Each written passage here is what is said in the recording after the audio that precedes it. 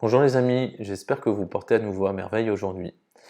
Dans ce nouvel épisode, on va voir ensemble le fonctionnement de l'assurance vie qui est l'une des enveloppes préférées des Français euh, quand il s'agit d'investir son argent dans les marchés financiers.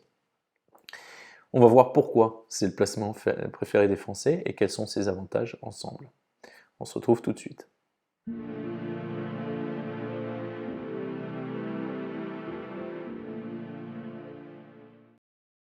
Donc les amis, je me réjouis de vous retrouver aujourd'hui pour un nouvel épisode. On va parler d'assurance vie et de son fonctionnement. Avant de commencer, pour ceux qui ne me connaissent pas, je m'appelle Mathieu, je suis entrepreneur et il y a de cela 2 ans, j'ai commencé à m'intéresser à comment pouvoir investir mon argent.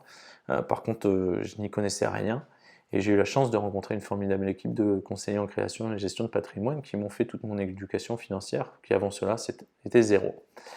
Et fort de ces connaissances et des techniques et des stratégies qu'ils m'ont transmises, j'ai créé cette chaîne afin de partager ces connaissances avec vous, afin de vous aider déjà à ne pas faire les mêmes erreurs que moi, à vous faire gagner du temps et à vous aider à faire les bons choix quand il s'agit d'investir votre argent et de développer votre indépendance financière. Si vous trouvez ce contenu utile, n'hésitez pas à le partager avec quelqu'un autour de vous que ça pourrait aider, c'est comme ça qu'on pourra toucher un maximum de monde. Sans plus tarder, aujourd'hui, on va voir l'assurance vie, comment ça fonctionne, quels sont ses avantages, pourquoi souscrire une assurance vie, et bien sûr quels sont ses inconvénients également. Donc l'assurance vie, c'est le placement préféré des Français, pourquoi? Parce que c'est une triple solution. Ça permet tout d'abord de créer son patrimoine. Dans un second temps, ça permet également de créer des revenus complémentaires pour la retraite. Et enfin, ça permet de protéger ses proches car c'est un formidable outil de transmission. On va voir pourquoi ensemble dans le détail. D'abord les avantages. Le nombre de contrats d'assurance vie que l'on possède est illimité. Vous pouvez en souscrire autant que vous voulez. L'idée c'est pas de les multiplier non plus. Une fois de plus, si vous choisissez d'avoir plusieurs contrats d'assurance vie, il faut que ça réponde à une stratégie, à un objectif. Ensuite, il n'y a pas de durée maximum. Le contrat continue à fonctionner tant que vous êtes parmi nous. Il n'y a pas de plafond de versement. Donc vous pouvez verser ce que vous voulez. Et enfin, les versements et les retraits peuvent être faits quand on le souhaite. Ça signifie donc que votre épargne est toujours disponible. Alors l'avantage d'abord de l'assurance vie, c'est la flexibilité des versements. On peut par exemple choisir de verser un capital et puis de le laisser fructifier pendant un certain temps pour ensuite avoir donc un capital qui a été valorisé. On peut également mettre en place des versements récurrents, ils peuvent être programmés, c'est-à-dire mensuels, ou alors on peut choisir j'ai eu une prime, je verse, ce mois-ci j'ai rien, je ne verse pas, et puis 2 mois après reverser. C'est vraiment flexible et toujours dans la même idée de verser plusieurs fois pour faire valoriser un capital et à l'horizon, au terme de notre placement, avoir un capital valorisé. Et on peut enfin, bien sûr, verser un capital, mettre en place des versements programmés, remettre un moment, si on a un héritage ou on a une prime, remettre un gros versement, et ainsi de suite. Donc c'est totalement flexible, on peut le faire comme on l'entend. Bien entendu, il est toujours recommandé de mettre en place des versements programmés pour pouvoir profiter des fluctuations du marché. Bonne pratique du placement numéro 2. Je vous la mets là-haut.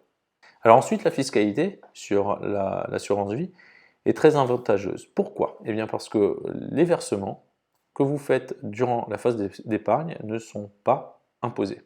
C'est un peu normal, vous me direz, on a le principe qu'il n'y a pas de double imposition. En France, l'argent que vous allez mettre sur votre contrat d'assurance vie ayant déjà été imposé, il n'est pas imposé une deuxième fois. Donc pendant la phase d'épargne, la fiscalité, c'est 0, hors prélèvements sociaux sur les fonds euros. Si vous avez placé une partie de votre argent sur les fonds euros, vous aurez 17,2% de prélèvements sociaux chaque année. C'est pour ça que je n'aime pas trop les fonds euros. C'est un placement sécurisé, le capital est garanti, mais la performance est très très peu élevée. Et en plus, on a ces prélèvements sociaux qui viennent grignoter la performance chaque année, 17,2%. Ensuite, la fiscalité lors des rachats. Toujours selon le principe qu'il n'y a pas de double imposition en France, la partie de capital, elle ne va pas être imposée. ce ne sont que les intérêts qui ont été générés qui vont être imposés. Et dans le cadre d'un rachat, eh bien, l'assureur ou le banquier va toujours prendre une part de capital et la part d'intérêt correspondante. C'est-à-dire que la fiscalité, c'est comme si, on le voit à l'écran, c'est comme si on découpait une part du gâteau, mais qu'il n'y a que la croûte d'intérêt qui va être fiscalisée. La part de capital, on va la récupérer et elle ne sera pas fiscalisée. Alors, la fiscalité sur les rachats. Comme je le disais, ce n'est que sur les intérêts. Si le contrat a moins de 8 ans, eh bien on est soumis à la flat tax. Donc sur les intérêts, on va avoir une taxe de 30%. Cette flat tax de 30%, c'est 17,2% de cotisation sociale et 12,8% de prélèvement forfaitaire libératoire. C'est un impôt sur le revenu qui est forfaitaire. Après 8 ans, eh bien, on a deux cas de figure. Si la valeur du contrat est inférieure à 150 000 euros, on aura toujours les prélèvements sociaux de 17,2%. Par contre, le prélèvement forfaitaire libératoire est seulement de 7,5% par rapport aux 12,8%. Par contre, si la valeur du contrat est supérieure à 150 000 euros, on a toujours les cotisations sociales de 17,2% et le prélèvement forfaitaire libératoire de 12,8%. Alors vous allez me dire, mais où est-ce que c'est intéressant et pourquoi il y a ce seuil de 8 ans? Petite astuce, après 8 ans, on a un abattement de 4 600 euros pour un célibataire et de 9 200 euros pour un couple. Cet abattement, c'est sur les intérêts. Donc, si on calibre correctement les rachats, on peut faire des rachats d'une certaine hauteur sans payer de fiscalité et ce n'est que sur les intérêts au-delà des 4 600 euros si on est célibataire ou au-delà des 9 200 euros si on est un couple, qu'on va commencer à payer de la fiscalité. C'est pour ça que souvent l'idée reçue est que en assurance vie, l'argent est bloqué jusqu'à 8 ans, ce qui n'est pas le cas, c'est juste qu'il est plus intéressant de procéder à des retraits, des rachats après 8 ans en profitant de ces abattements. Et si on calibre bien les abattements, eh bien on peut faire des retraits net de fiscalité et c'est là qu'est le gros avantage de l'assurance vie. Alors ensuite, l'assurance vie c'est également un formidable outil de transmission. Pourquoi? Parce que déjà on peut désigner n'importe qui en tant que bénéficiaire. Alors on ne peut pas désigner son chat, je suis désolé, mais on peut désigner n'importe qui, vous pouvez même désigner une association de votre choix. Donc totale flexibilité.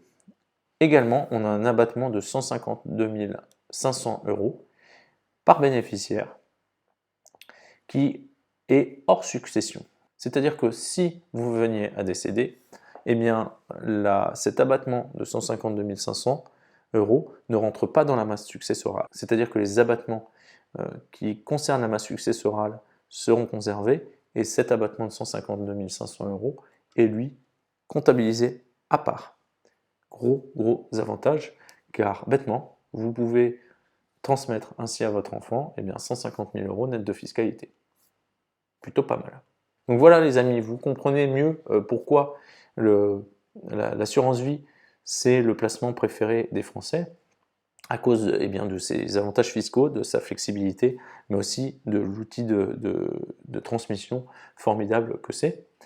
Comme je le disais, quand on parle de rachat d'une assurance vie, si on calibre correctement ces rachats, cela nous permet, au travers des abattements, de pouvoir faire des rachats nets de fiscalité et on peut également transmettre certaines sommes à ses enfants nets de fiscalité.